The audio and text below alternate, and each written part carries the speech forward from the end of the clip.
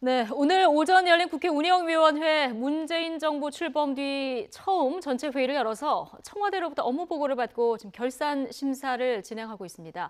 오늘 전체 회의는 여야 원내대표단과 임종석 청와대 비서실장을 비롯해서 장하성 정책실장 등이 참석했는데요. 하지만 야당이 인사검증 절차를 확인하기 위해서 출석을 요구했던 조국 민정수석은 참석하지 않았습니다. 자세한 얘기 양지열 변호사 그리고 차재원 부산 가톨릭대 초빙 교수와 이야기 나눠보겠습니다. 두 분 어서 오십시오. 네, 안녕하세요. 안녕하세요. 문재인 정부 들어서 첫 청와대 업무 보고인데 가장 관심이었던 것이 이제 조국 민정수석이 나올까 이 부분이었어요. 그런데 나오진 않았네요. 어제 여야 그 운영위 간사 간 합의에 의해서 아마 조국 민정수석은 불출석하고 조현옥 인사수석만 출석하는 걸로 아마 합의가 됐습니다. 그렇기 때문에 이 그 청와대 입장에서는 뭐 당연히 그 안 나가는 것이죠.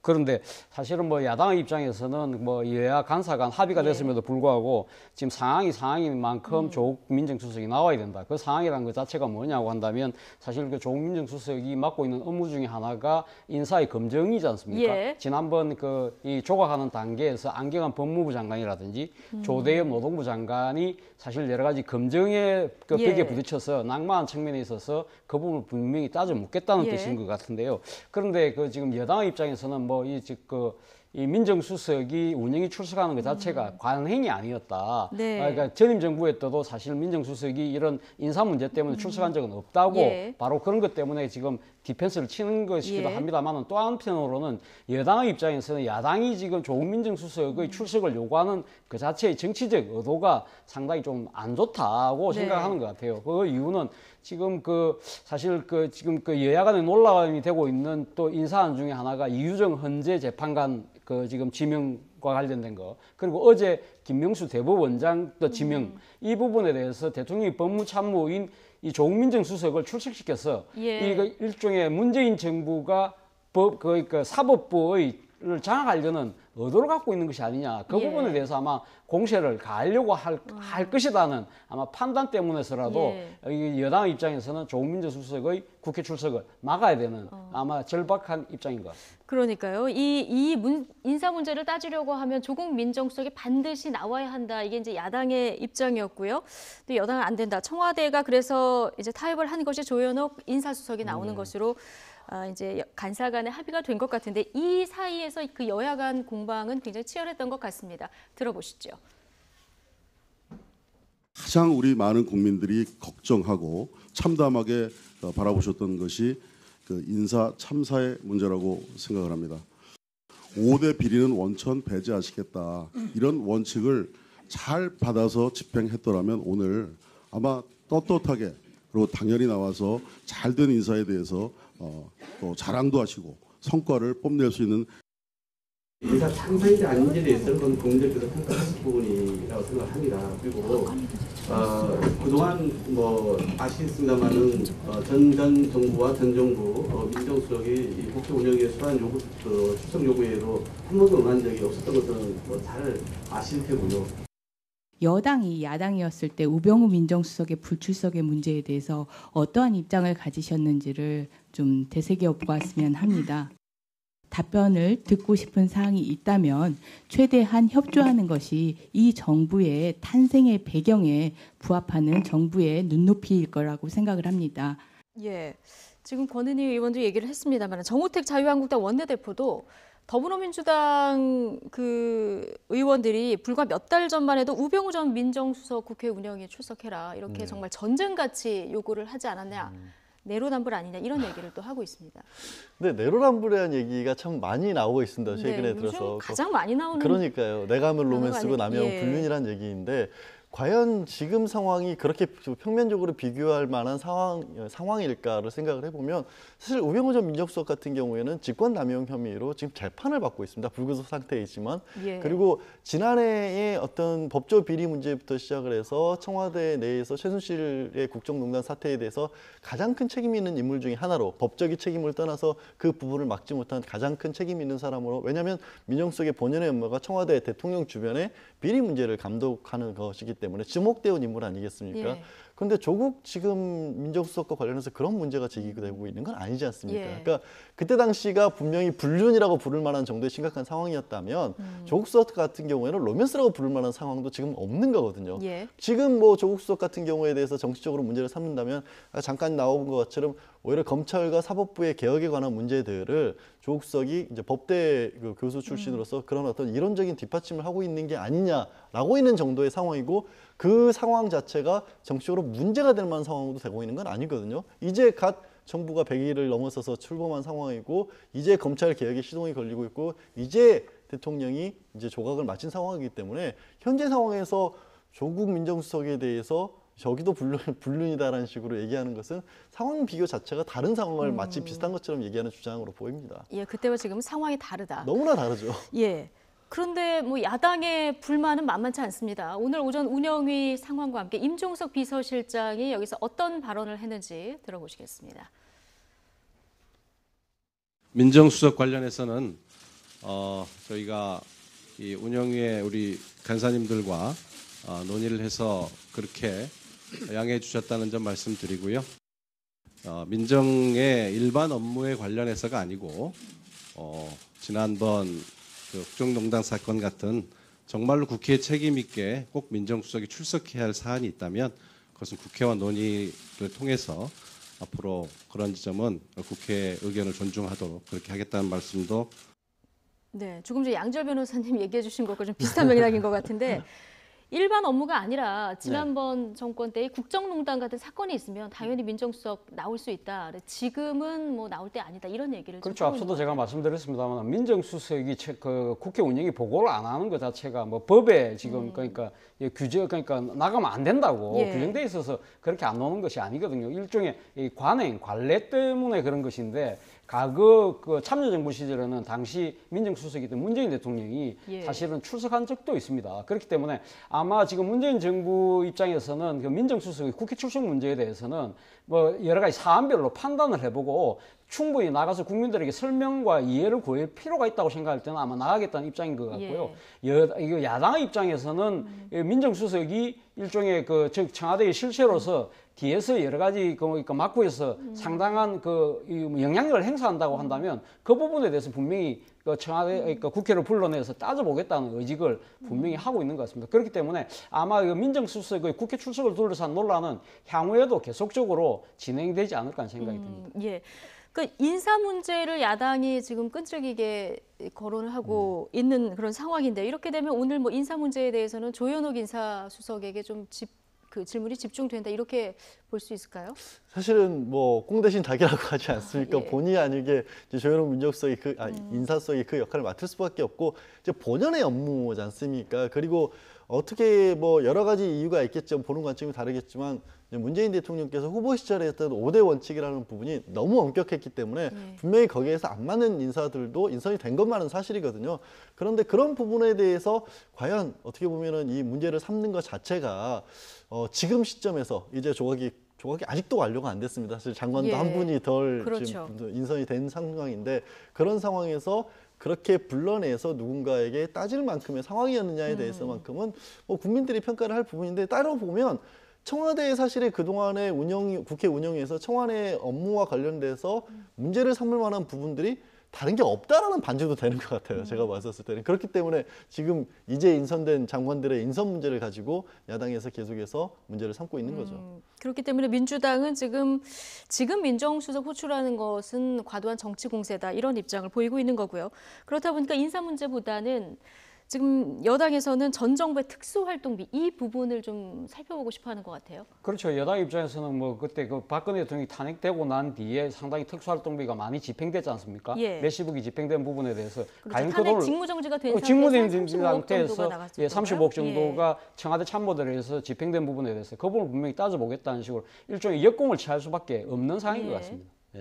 예, 지금 뭐 상임위별로 이 업무 보고가 진행이 되고 있는데 어제 그 여가위 업무 보고도 좀 화제가 되고 있습니다. 탁현민 행정관이 도마 위에 올랐는데요. 어떤 얘기들이 오고 갔는지 일단 보고 이야기 더 나눠보겠습니다. 정현백 여가부 장관이 탁현민 행정관 해임 요구했느냐는 의원들의 질의에 자신이 무력하다라는 그 답변만 하고 그 어떤 역할도 못했음을 스스로 자인했습니다. 문재인 대통령이 성평등을 지향하고 진정 페미니스트 대통령이 되겠다고 한다면 탁현민 행정관은 즉각 해임되어야 할 것입니다. 여가위 기승전 탁현민으로 끝났다 이런 얘기가 나오는데 지금 윤종필 여성가족위원회 그 자유한국당 간사 이야기를 오늘 발언입니다. 오늘 발언을 지금 들어보셨는데요. 지금 국회 업무 보고 여가부 장관이 지금 의지가 없는데 좀 할 필요 없다. 보이콧을 선언을 했어요. 사실 지난번 그 정현백 장관이 그 인사청문회 과정에서 탁현민 그 행정관의 그 논란에 대해서 청와대에다가 자신이 진언을 하겠다고 이야기를 했지 않습니까? 그래서 그 부분에 대해서 그럼 진언을 했느냐?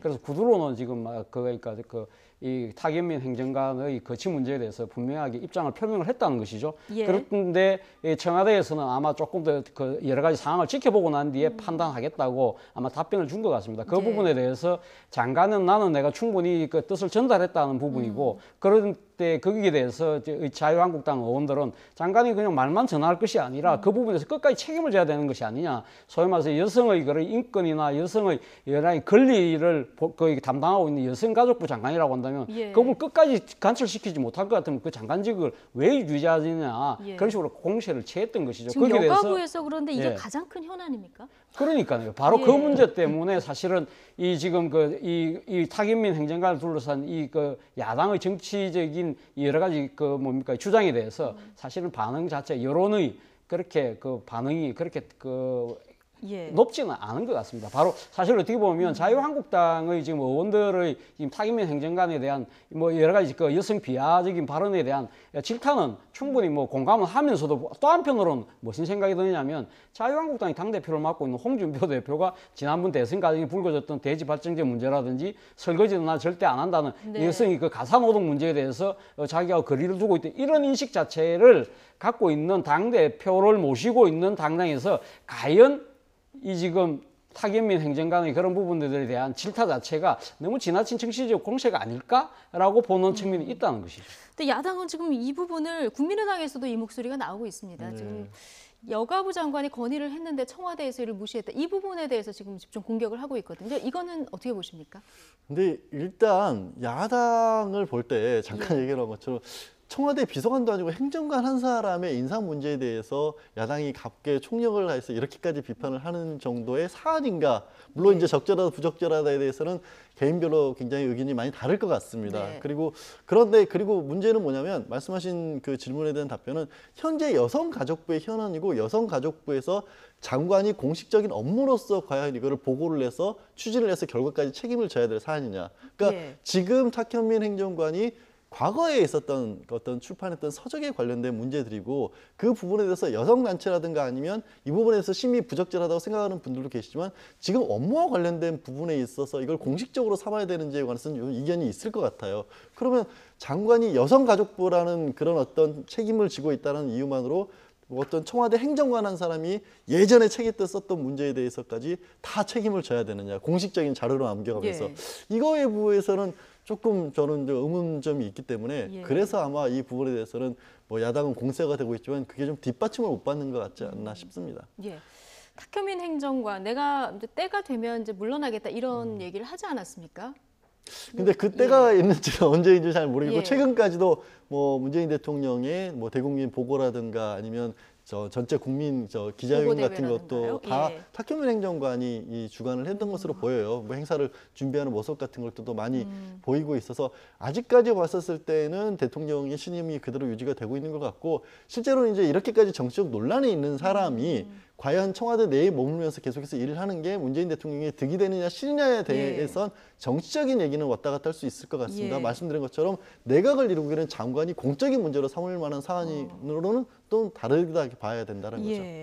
박현민 행정관 이 논란을 모를 리는 없을 것 같고요. 네. 어떤 선택을 할까요? 어떻게 보십니까? 뭐 저는 뭐 그렇게 긴 시간이 걸리지 않고 아마 타김민 행정관의 거취가 아마 결정되지 않을까 하는 생각입니다. 네. 본인 스스로가 뭐 때가 되면 물러나겠다고 이야기를 했고 아마 그 지금 뭐 타김민 행정관 입장에서는 본인이 지금 이 문재인 정부 출범 얼마 되지 않은 이 시기 동안 아마 청와대 여러 가지 행사들에 대한 나름대로 틀만 잡히면 아마 물러나지 않을까 하는 생각이고요. 그 또 한편으로는 아마 청와대 입장에서는 이 타김민 행정관에 대한 야당의 공세 자체가 뭐 여러 가지 뭐 그런 좀 그 야당의 입장에서 야당의 당대표의 그런 부적절한 여러 가지 언행들을 그런 부분들도 있지만 또 하나의 측면은 타김민 행정관이 지금 여러 가지 보여주고 있는 탁월한 기획에 의한 그런 행사 자체가 그걸로 인해서 문재인 대통령의 지지율이 높다.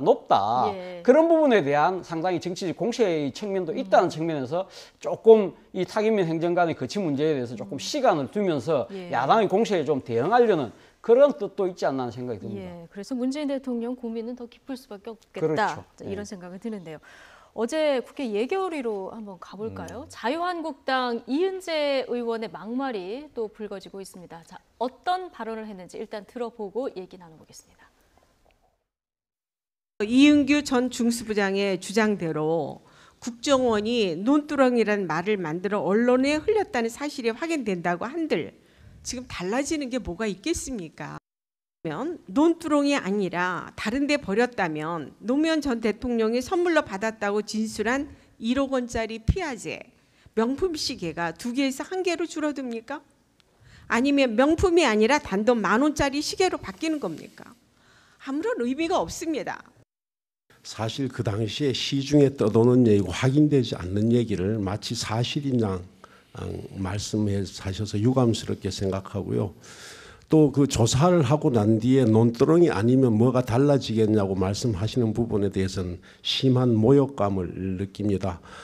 다시 한번 사실이 아닌 얘기를 이렇게 하는 부분에 대해서는 유감스럽게 생각하는 말씀을. 네. 홍일학 민주당 의원 말까지 들어봤는데 일단 이은재 의원의 이 발언, 논두렁 아니면 명품 시계가 사라지냐 이 발언 어떻게 평가하십니까? 저는 왜 이 국정원의 적폐청산과 관련된 부분들을 야당에서는 자꾸만 정치적인 문제로 생각을 하고 받아들이는지 모르겠어요.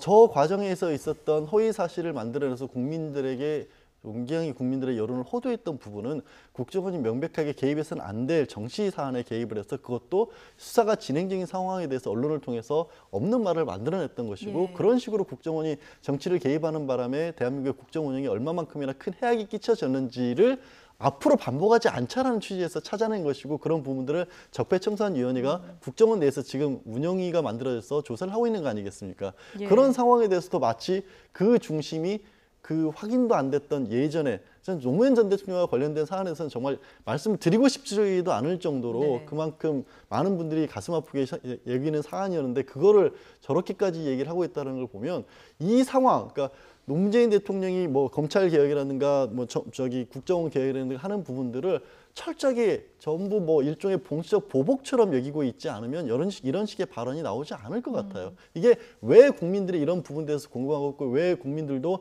국정원이 이런 부분에 과거에 문제점이 있다라는 사실을 지적하면서 공감하고 바꿔 나가자. 우리 모두를 위해서 바꿔 나가자는 거거든요. 예. 이거를 그 대표적인 어떻게 보면 사례로 나온 것이 이른바 논두렁 발언인데 이 그 발언에 대해서 마치 정말 이게 무슨 정치적인 어떤 것인 양 지적을 하시는 부분이 저는 정말 납득하기 어렵습니다. 노무현 전 대통령 수사 기록도 공개하라 이런 입장인데 이게 지금 말씀하셨듯이 국정원 적폐청산 TF 활동을 비판하면서 이런 얘기들이 나온 거예요. 그렇죠. 그런 측면에서 본다고 한다면 자유한국당이 사실은 이 지금 노무현 전 대통령의 시계의 그러니까 논두렁 발언 자체는 어떻게 보면 전형적인 좀 물타기 성격이 있다는 예. 생각이 듭니다. 사실 국정원 적폐청산 TF가 그러니까 가동이 됐을 때 자유한국당이 강력하게 반발하지 않았습니까? 이 지금 자유한국당 입장에서는 아마 이 국정원의 적폐청산 과정에서 전임 정권, 특히 이명박 정부 때의 여러 가지 불법 사실이 드러날 경우에는 뭐 지금 뭐 상당히 많이 수사가 진전될 경우에는 아마 이명박 전 대통령에게까지 사정의 칼날이 갈 수 있다. 그런 측면에서 본다고 한다면 아마 지금 보수의 새로운 하나의 뭡니까 거듭남을 지금 이 목표를 하고 있는 이 자유한국당 입장에서는 상당히 정책 타격이 불가피하다는 생각을 예. 하는 것 같아요. 바로 그 때문에 지금 일단 노무현 대통령 전 대통령이 그러니까 그 명품 시계 받은 건 사실이 아니냐는 식으로 일종의 이 국민들에게 이 감정을 다시 불리려는 예, 예. 아마 그런 의도를 갖고 있는 것 같은데요. 그러나 그렇다고 하더라도 그거 자체가 지금 홍일학 의원의 발언처럼 이것이 확정된 사실이 아닌 부분을 그렇죠. 뭐 지금 현재 그 면책 특권이 있는 국회에서의 발언을 통해서 이렇게 제기하는 부분 자체가 좀 무책임하다는 생각이 들고 또 한편으로는 그렇다고 한다면 과연 당시 노무현 전 대통령의 그 수사를 둘러싸고 상당한 논란이 많았던 것 중에 하나가 그 전직 대통령에 대한 비사실을 그렇게 공표를 함으로써 이 일종의 여론재판을 몰고 가려고 했던 예. 것. 그리고 또 하나는 국정원이 정말 그때 개입했다고 한다면 그런 국정원이 전임 정권에 대한 정치적 보복을 자행하는 과정에서 수단과 도구가 되는 부분을 그러니까 앞으로도 계속적으로 가면 그걸 허용하겠느냐는 그런 질문에 아마 자유한국당이 지금 부딪힐 수밖에 없는 상황이지 않겠습니까? 그런 측면에서 본다고 한다면 이현재 의원의 어제 그 얘기리 발언은 정말 부적절한 발언이었다는 생각이 듭니다. 물타기 시도 발언이었지만 부적절했다. 이게 자유한국당에 그다지 도움이 될 것 같지도 저는 않은 뭐 도움이 되지 않을 거라는 발언이다. 예. 자, 이렇게 얘기를 해주셨는데 이런가 하면요.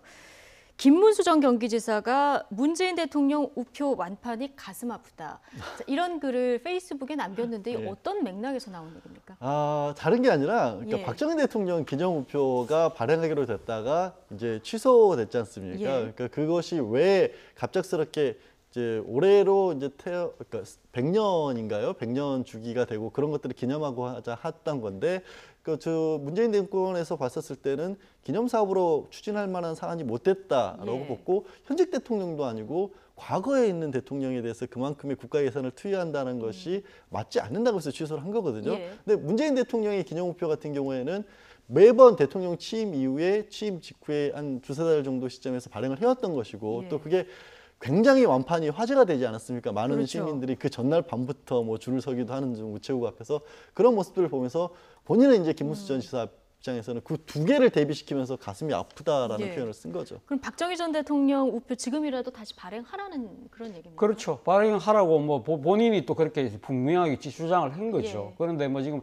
사실은 뭐 지난 그 전임 정권 시절에 그 우정사업본부에서 사실 그 발행을 하기로 계획을 했다가 이번 정권 돌아서 바뀌었지 않습니까? 예. 그 부분에 대해서 아마 그 지금 김문수 전 의원을 비롯해서 아마 자유한국당을 비롯한 보수 야당 입장에서는 결국은 이 박근혜 전 대통령의 그 국정농단 네. 그러한 부분에 대한 이 책임까지 엎어서 일종의 박정희 전 대통령의 여러 가지 그 정치적인 유업 자체를 아마 해소하려는 정치적 목표를 갖고 지금 현 정권이 그렇게 하고 있는 거 아니냐. 그렇기 때문에 우리는 도저히 묵과할 수 없다. 그 계획대로 하라는 그런 강력한 의지를 오늘 이런 식으로 표명한 것 같습니다. 예. 얘기 나온 김에 자유한국당 얘기를 좀 해보겠습니다. 최근 박근혜 전 대통령 출당 발언을 했던 홍준표 전 대표 오늘은 강원도 군부대를 찾았습니다. 이건 어떤 행보로 볼 수 있을까요? 기존에 그래도 이제 보수 야권에서는 안보를 가장 큰 이슈로 내세웠지 않습니까? 예. 그리고 지금 을지 프리덤 가이드 훈련이 진행 중이기도 하고 9월에 뭐 북한에서 어떤 식으로 움직임을 보일지에 관한 논의도 한참 뭐 우려도 높아진 상황이기 때문에 이런 부분에 있어서라도 이슈를 좀 선정을 해보지 않을까라는 예. 그런 생각을 하신 것 같고요. 안보 이슈를 선점하겠다. 예, 근데 이제 네. 홍표 지금 대표 같은 경우에는 전국을 돌면서 이른바 토크 콘서트 같은 걸 했는데 사실 크게 흥행이 된 것으로 보이진 않아요. 예. 뭐 자유한국당의 지지율이 올라갔다든가 아니면 콘서트 장에 사람이 많이 몰렸다가 그런 얘기들이 없지 않습니까? 근데 그 홍준표 대표는 그렇게 생각 안 하는 것 같습니다. 국민보고대회 일요일에 있었던 거 예. 자유한국당 토크 콘서트를 흉내낸 거다 이런 얘기도 했는데요. 그게 근데 그거는 누가 봐도 어느 국민이 봐도 그러니까 정치의 콘서트라는 형식이 들어온 것은 몇 년 전부터 꽤 있었죠. 과거에는 예. 뭐 출판 기념회라는 식이었던가 아니면 연설회 같은 걸로 했다가 조금 더 자유로운 형식으로 바뀐 게 토크 콘서트라는 것이고 그렇게 친다면 홍준표 대표 이전에 많은 분들이 이미 정치 콘서트를 하지 않았습니까? 대표적으로는 뭐 사실 문재인 대통령 같은 경우도 후보 시절에 그런 것들을 많이 했었고요. 오히려 그 전으로 올라가면 홍준표 대표가 그것들을 바꾼 것으로 봐야 될 것이고요.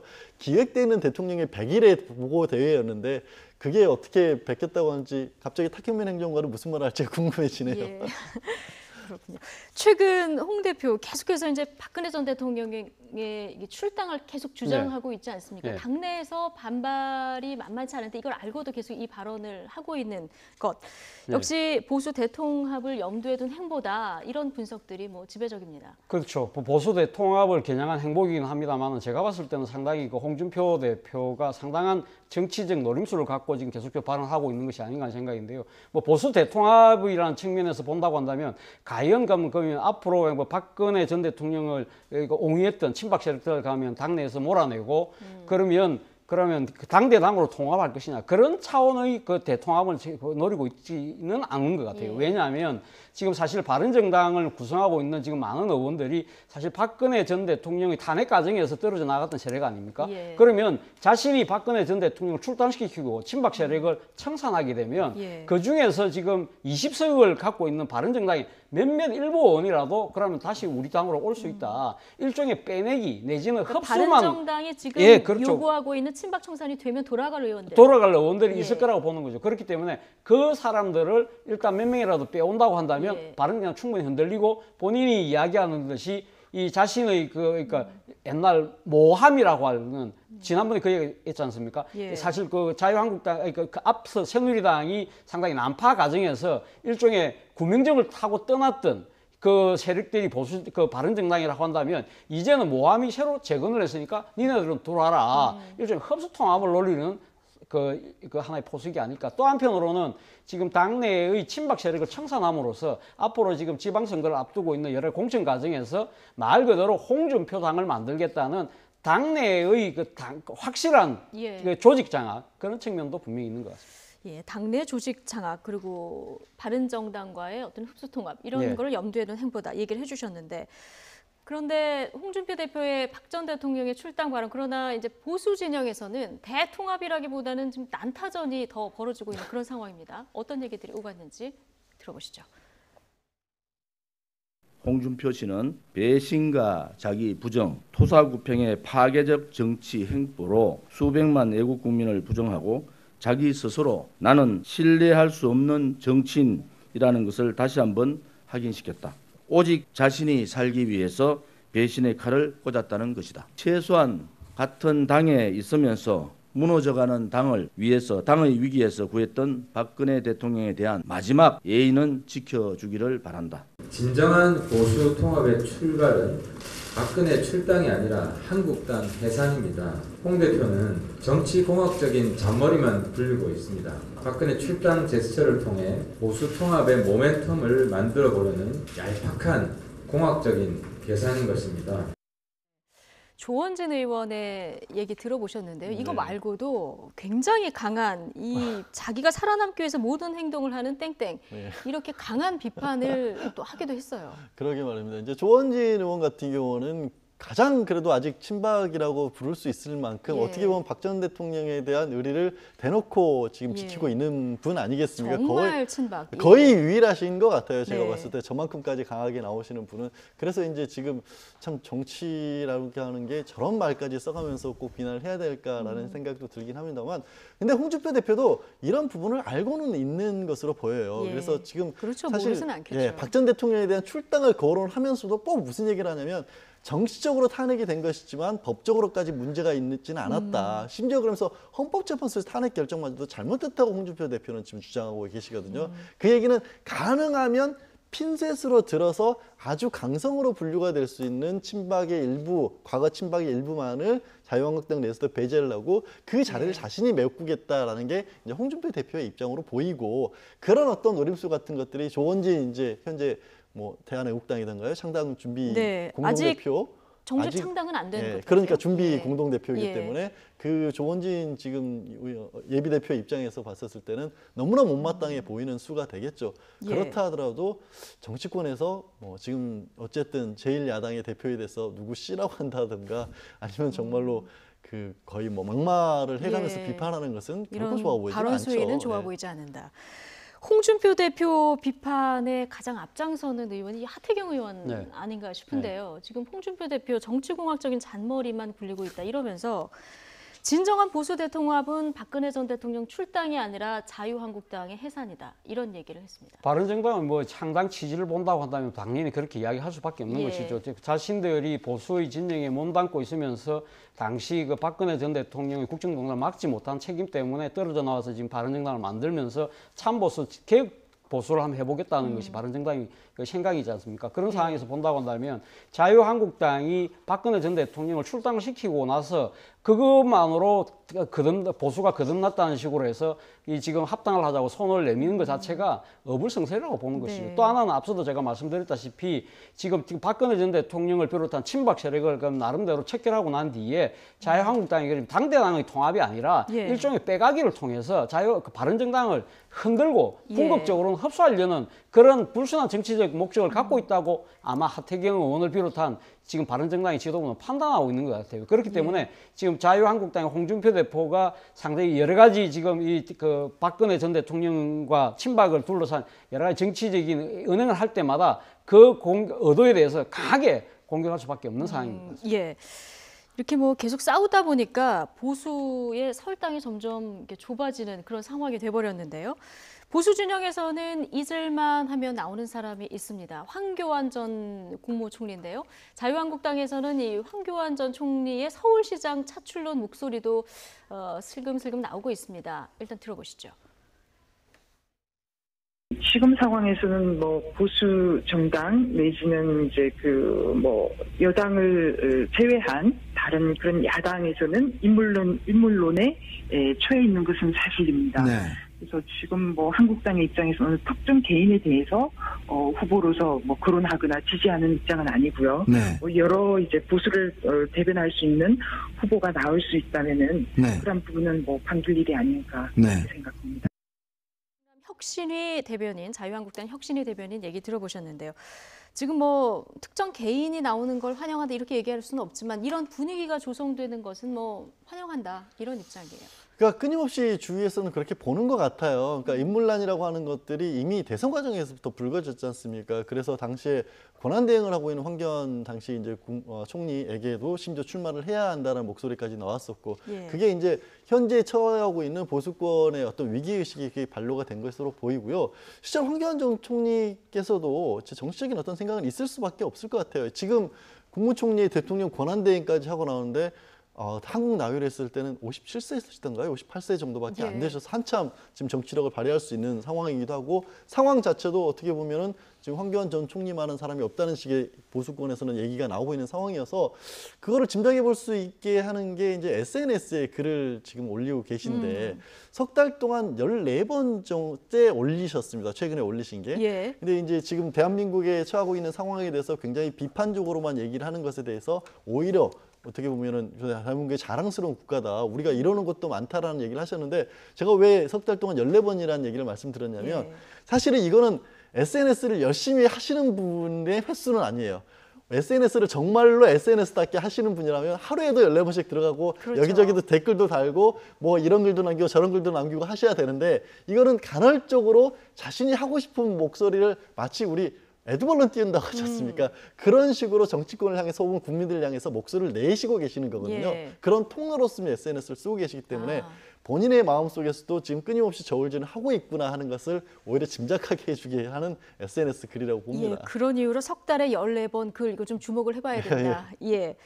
그런데 황교안 전 총리는 지금 서울시장에 정말 나올 생각이 있을지, 그리고 또 나온다고 하면 당선 가능성은 얼마나 되는지. 저는 뭐 황교안 전 총리가 사실상 뭐 서울시장 출마를 조금 굳힌 것이 아니냐. 굳힌 것이 아니냐. 뭐 저는 그런 징조로 좀 읽힙니다. 사실 왜 그러냐고 한다면 아까 14번의 지금 뭐 글을 올렸다고 했는데 그 글을 올린 내용을 보면 주로 안보 현안이 많습니다. 본인이 잠시나마 대통령 권한대행으로서 국구통수권자로서 여러 가지 안보 현안을 다뤄봤다는 그러한 자신감, 그리고 또 하나는 이 안보 현안 자체가 보수 지지층들이 상당히 민감하게 반응할 수 있는 이 사안이지 않습니까? 그렇기 때문에 자신의 보수 본색을 분명히 드러내고 또 한편으로는 지금 우리 조국을 비하하지 마라. 그리고 또 남남 갈등을 상당히 우리가 유념해야 된다. 이런 여러 가지 그 말을 통해서 자신이 통합적 리더라는 측면도 지금부터 보이고 있거든요. 그렇기 때문에 보수를 넘어서 중도 외연까지 나가려는 그런 자세를 보이고 있다는 것 자체는 아마 지금 당장 목전에 다가온 내년의 그 지방선거 그 중에서도 가장 큰 비중을 차지할 수 있는 시장을 나름대로 염두에 두고 계신 것이 아닌가 하는 생각이 드는데요. 사실 서울시장 선거에서 만약에 승리를 하게 된다고 한다면 2018년부터 2022년까지 임기입니다. 바로 임기가 6월 달에 끝나고 나고 만약 현행 헌법 체제에서 그대로 지금 이제 이거 헌정 일정이 굴러간다고 한다면 그의 말에 대통령 선거가 있거든요. 본인 입장에서는 4년간 서울시장 시정을 통해서 충분하게 국민들에게 어필도 하고 시정에 대한 평가를 통해서 아마 차기대 끝까지 갈 수 있다는 그러한 그 상황도 생각을 할 수 있는 거고 또 한편으로는 본인이 서울시장에 나갔을 경우에 지금 안철수 지금 후보가 사실 국민의당에서 여러 가지 차출론이 나오지 않습니까? 안철수 후보가 나오고 민주당의 박원순 시장이 될지 또 다른 사람이 될지는 유력한 후보가 나온다고 하면 3파전이라고 한다면 충분히 해볼 만할 수 있다. 이런 판단할 수 있다는 거죠. 거기서 만약 승리를 할 경우에는 보수 지지 세력들이 완전히 그럼 한교안 대망론을 들고 올 것이라는 생각도 아마 하고 있지 않을까 하는 생각입니다. 그러니까 안보와 애국의 메시지가 집중되는 것, 이 부분을 보면 이제 내년 지방선거를 이제 확정 마음속으로 내심 굳힌 것이 아닌가. 내심 굳힌 것이 아닌가 하는 생각입니다. 이런 얘기를 해주셨는데요. 지금 이제는 보수 진영의 원로라고 해야 될까요? 이회창 전 한나라당 총재가 회고록을 발간을 했는데요. 이 회고록에서 탄핵 사태 주된 책임자는 박근혜 전 대통령이고요. 그 다음 책임자는 옛 새누리당이다. 이렇게 딱 집어가지고 얘기를 했습니다. 이제 사실 한나라당의 창업주라고 하셔도 될 상황이지 않습니까? 이회창 전 총재 같은 경우가. 그래서 어떻게 보면 보수의 자신이 만들어 놓은 어떻게 당의 계보를 잇고 있는데 자유한국당이 지금 보수를 대변한다고 할 수 있느냐라고 못할 만큼 형편없는 지지율을 받고 있지 않습니까? 그런 어떤 책임에 대해서 누군가에게는 물어야 된다는 그런 것도 있고요. 그 박 전 대통령의 어떤 국정농단 사태 때문에 이회창 전 총재가 봤었을 때는 가슴 아픈 부분이 마치 보수라고 하면 곧 부패로 이어지는 이미지가 국민들 사이에 심어진 것 같다는 판단을 하신 것 같아요. 근데 생각해 보시면 이회창 전 총재가 정치인으로서 부각을 나타나게 된 계기가 감사원장으로서 재직하는 동안에 보여준 대쪽 같은 모습이었거든요. 그러니까 비리에 대해서 굉장히 대쪽 같은 모습으로 해서 보수를 이끌었던 사람인데 본인은. 근데 본인이 만들어낸 이 당이 지금 어떻게 보면은 탄핵까지 만들어낸 어떻게 보면 부패하고로서 탄핵까지 완전히 자신의 이미지와는 정반대 모습으로 지금 어려움을 겪고 있거든요. 그렇기 때문에 이 부분에 대한 어떤 가슴 아픔이 보수와 과거의 박 전 대통령의 사태 그리고 박 전 대통령을 일부 박 전 대통령이 그렇게까지 국정농단이 되도록 방치했던 정치인들로 한정을 시키고 싶으신 거죠. 그러니까 그래서 지금 다시 한번 이제 보수에 대해서 깨어나라고 얘기를 하는 거죠. 지금 보수주의 이념이 잘못된 것이 아니라 사람의 문제다 이런 얘기를 하고 싶은 거죠. 그렇죠. 그러니까 보수의 이념이 아니라 그것을 갖다 실제로 운영했던 사람들, 그 조직 자체가 스스로 권력에 도취되고 그리고 나름대로 부패에 지금 빠져들면서 스스로 몰락한 것이지 보수 이념 자체는 상당히 우리가 지킬 만한 이념이라는 것 자체가 그 부분을 아마 강조하고 있는 것 같습니다. 사실 그런데 이회창 전 총재 입장에서는 사실 왜 지금 이 대목에서 이 이야기를 하느냐, 지금 앞서도 말씀하신 것처럼 자유한국당이나 바른정당이 앞으로 향후 지방선거를 앞두고 어떤 식으로든 합종 연행의 여러 가지 경우의 수가 생길 가능성이 높지 않습니까? 그런 상황에서 아마 지금 이회창 전 총재 입장에서는 사실은 그때 당시 이 새누리당의 책임론을 강하게 이야기함으로써 그때 당시 주역으로 활동했던 사람들이 조금 뒤로 빠졌으면 좋겠다는 그러한 의사를 우회적으로 표현하고 있는 것이 아닌가 하는 생각이 듭니다. 어쨌든 이회창 전 총재의 발언처럼 책임지고 반성을 해야 할 박근혜 전 대통령.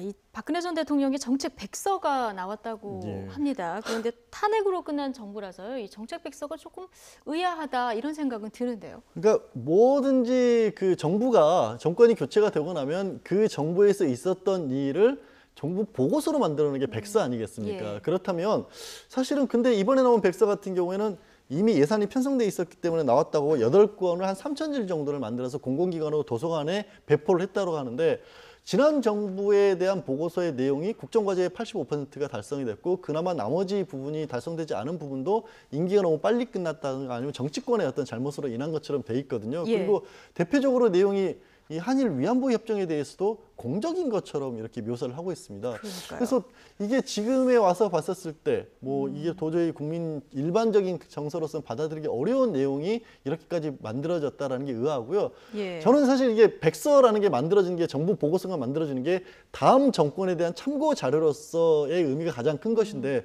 그럴 거였으면 청와대 내에 문건이라도 제대로 정리를 해서 이양을 해줬어야죠. 청와대 문건은 사실 남겨준 것도 없이 그냥 빈털터리를 만들어 놓은 상태에서 찬양 일색인 백서가 지금 나왔다는 게 정말 고개를 갸웃거릴 수밖에 없는 상황이죠. 문건은 정리를 안 하고 지금 백서는 500쪽 분량 8권 이렇게 자세히 정리한 게 좀 맞지 않는다. 네. 이런 지적을 해주셨는데 지금 임기 성과를 정리해서 당시 한광욱 비서실장이 이 백서를 작성을 했다고 하는데요. 문제는 말씀하셨던 대로 이 정책 백서가 자화자찬 일색이라고 합니다. 민주당 우원식 원내대표도 박근혜 정부 이 정책 백서에 대해서 이렇게 일침을 가했는데요. 들어보겠습니다.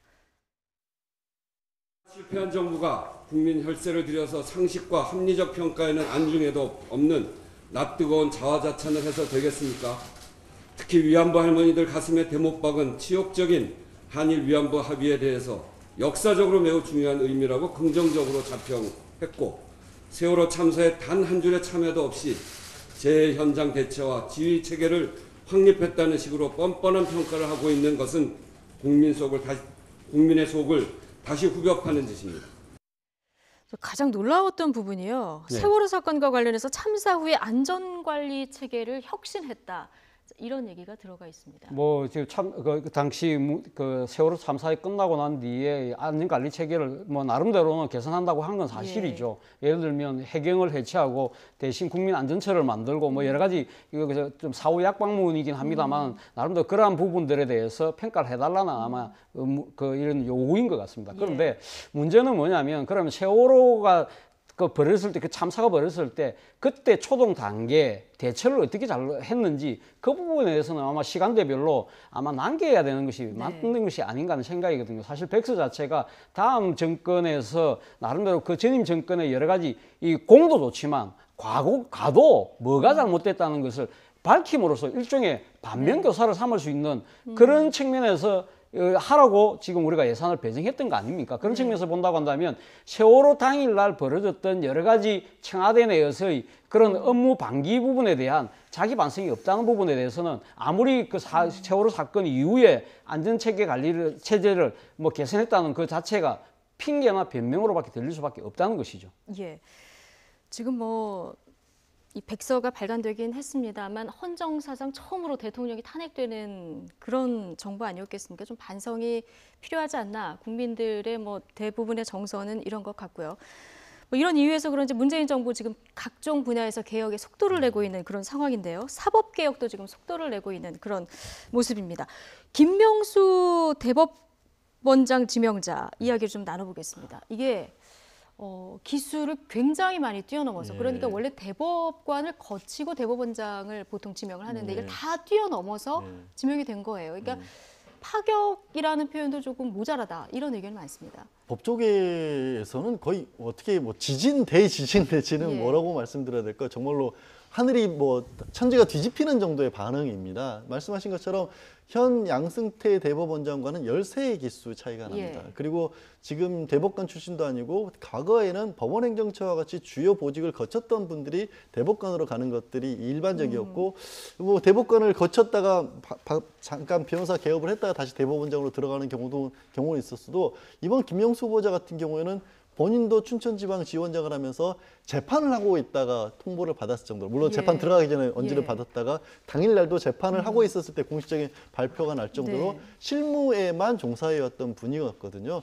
그런 면에 있어서 굉장히 파격적이기도 하고 이거는 아무리 어떻게 본다면 사실 대통령이 정책을 이끌어 나간다고 할지라도 주요 현안 갈등 있는 부분에 대해서는 법원으로 가서 최종적인 판단이 내려지는 경우가 많습니다. 그런데 그거를 뒷받침해 줄 수 있는 측면에서 그렇다면 법원의 구성 자체가 바뀌어야 된다라는 인식이 강했기 때문에 이렇게까지 파격적인 인사가 나온 게 아닌가 싶습니다. 예, 지금 물망에도 없었던 분이죠. 네, 사실은 뭐 그 보통 우리가 지금 한 50년 동안 그러니까 그 대법원장은 주로 대법관을 현직 대법관이나 아니면 대법관을 지내신 원로들 중에서 찾는 것이 관행이었다 보니까 사실 이번에도 뭐 그 박규환 전 대법관 또 또 한 분 또 여성분 또 있었지 않습니까? 그 두 분이 아마 상당히 물망에 올랐던 상황이었기 때문에 그분 두 사람이 상당히 강력하게 고사를 하는 바람에 아마도 지금 현재 이 김명수 이 지금 지방법원 원장까지 아마 이렇게 그 눈길이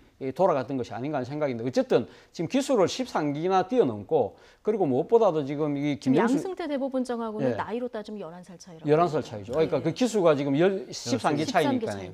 그리고 또 한편으로는 그 김명수 대법관이 사실은 뭐 우리법 연구회라든지 또 이렇게 국제인권법 연구회라든지 이 현직 법관 내에서 상당히 좀 진보적인 색채를 띤 안에 그 일단 공부 그룹을 또 모임을 이끌어왔다는 측면에서 어떻게 보면 세대 교체를 넘어서 사법부 내의 주류 교체를 지금 그 나름대로 문재인 정부가 지금 나름대로 의도로 하고 있는 것이 아니냐 하는 것이 이 야당의 비판인 것이죠. 네, 지금 말씀하신 대로 김명수 내정자의 지명이 사법부 주류 교체 신호탄이다. 자, 이런 이야기가 나오고 있는데요. 김 내정자의 지난 판결을 보면 알 수 있습니다. 김명수 내정자가 그동안 재판을 통해서 어떤 판결을 내렸는지 장민정 앵커가 준비했습니다. 대법원장에 지명된 김명수 후보자, 과거 내렸던 판결을 살펴보니 진보적이고 또 개혁적이었습니다. 가장 대표적인 사례로 꼽히는 게 바로 이 2015년의 판결인데요. 대법원에 맞서 전교조가 합법적 노조 지위를 유지할 수 있도록 하는 소신 판결을 해 주목받았습니다. 당시 전교조는 해직교원이 가입돼 있다는 이유로 고용노동부로부터 법적 지위 박탈을 통보받은 상태였습니다. 앞서 대법원은 이런 고용부의 통보가 적법하다고 봤지만 파기환송심 재판장이었던 김 후보자는 전교조의 손을 들어주었습니다. 같은 해 삼성 에버랜드의 노조 간부 해고는 부당하다고 봤습니다. 당시 삼성 에버랜드의 노조 간부가 노조 활동에 쓰려고 직원 개인정보를 외부 이메일로 전송했다가 해고됐는데요. 이를 노조 결성을 방해하기 위한 표적 해고였다고 판단한 겁니다. 이 판결은 지난해 말 대법원에서 확정됐습니다. 또 근무 시간에 동료 여직원에게 음란 동영상을 보여준 남성 군무원에게는 징계가 적합하다는 판단을 내린 적도 있습니다. 여성이 곧바로 거부 의사를 표하지 않았더라도 이 성희롱에 해당한다고 봐서 군 부대 내 여권 신장에 기여했다는 평가를 받았고요. 오 공화국 시절 대표적인 공안 조작 사건이죠. 오송해 사건의 피해자와 가족에게는 국가가 150억여 원을 배상하라고 했습니다. 상당히 개혁적인 판결로 당시 받아들여졌습니다. 지금 종합을 해보니까 주로 이제 비주류 또는 약자의 손을 들어준 판결이 굉장히 많네요. 네. 그런데 법원에 해야 될 국민들이 법원에 기대하는 부분이 어떻게 보면 비주류 약자들의 손을 들어주기를 바라는 거 아니겠습니까? 그리고 이제 13기수가 젊어졌다는 의미는요. 다른 것보다도 이런 데서 찾아볼 수가 있을 것 같아요. 법원이 계속해서 기수 중심으로 해서 천천히 인사가 이루어지다 보니까 사회가 변화하는 속도를 받아들이지 못했다는 지적이 굉장히 많았습니다. 아무래도 획일적인 생각을 가지신 분들이 쭉 기어서 이어왔기 때문에 법원은 바뀌지 않는다는 얘기가 많았는데 이게 그냥 단순하게 나이가 젊어진 게 아니라 사회에 바뀌어진 현상을 대법원이 받아들일 수 있는 여지를 많이 가지고 계신 분이라고 생각이 들고요. 그다음에 법원행정처 같은 데를 거치지 않았다는 부분을 또 약점으로 지적하시는 분도 있는데 대표적인 엘리트 코스로 불리는 게 법원행정처를 거쳐서 대법관으로 가는 거였는데 그 부분에 대해서는 오히려 재판이라고 하는 게 법에 대한 전문성이 중요한 것이지 관료처럼 어떤 요직을 거친 사람들이 대법관에 가야 되는 건 아니지 않느냐는 또 반론도 만만치 않았거든요. 그렇게 본다면 아까 말씀드린 것처럼 지금 임명되는 그 순간에도 법정에서 재판을 하고 계셨던 분이기 때문에 그런 부분은 비판의 어떤 여지보다는 오히려 바뀌는 데 있어서 건전한 개선의 여지가 될 것이라고 저는 봅니다. 차 교수님은 어떻게 보십니까? 지금 사법부 개혁의 신호탄이다 이런 의견도 있고요. 좀 너무 지나치게 파격이다 이런 의견도 있는데요. 저는 뭐 사실 뭐 문재인 정부가 나름대로 그러니까 지금 여러 가지 적폐청산을 해야 된다고 생각을 한다면 뭐 물론 이 그 행정부가 할 수 있는 부분도 있지만 또 한편으로는 사법부에 있어서도 여러 가지 그동안 상당히 지금 지나치게 좀 보수화되고 관료화됐던 그런 부분들 때문에 빚어졌던 여러 가지 또 사법부를 둘러싼 여러 논란 자체도 많았지 않습니까? 그리고 당장 거기 몸을 담고 있는 일선 법관들이 상당히 또 그 대법원장에 대해서 상당히 또 일종의 반란, 항명을 하는 그런 듯한 모습도 보이고 있는 것도 사실이고, 그리고 또 법원 행정처 자체가 앞서도 제가 관료주의라는 말을 썼습니다만은 상당히 너무 엄격하게 연공서열로 줄을 세움으로써 법원 내에서의 진정한 소통 자체가 상당히 막혀있던 그런 부분들, 그런 측면에서 본다고 한다면 김명수 그 지명자를 통해서 아마 문재인 대통령은 사법 부분에서도 자체적인 계획의 이거의 동력을 아마 좀 달아주고 싶었던 것 같습니다. 그런 측면에서 본다고 한다면 충분히 뭐 문재인 대통령의 의지는 충분히 읽힙니다만 그 부분에 대해서 과연 야당이 어떻게 받아들일 것이냐 문제인데 아마 청문회 과정 또 나아가서는 이 지금 또 대법원장은 국회 인준 동의를 받아야 되는 부분이 있기 때문에 상당히 앞으로 험난한 고비들을 아마 넘어가야 되지 않을까 하는 생각이 듭니다. 그러니까요. 보수 야당이 어떻게 나올까 이 부분이 관심인데요.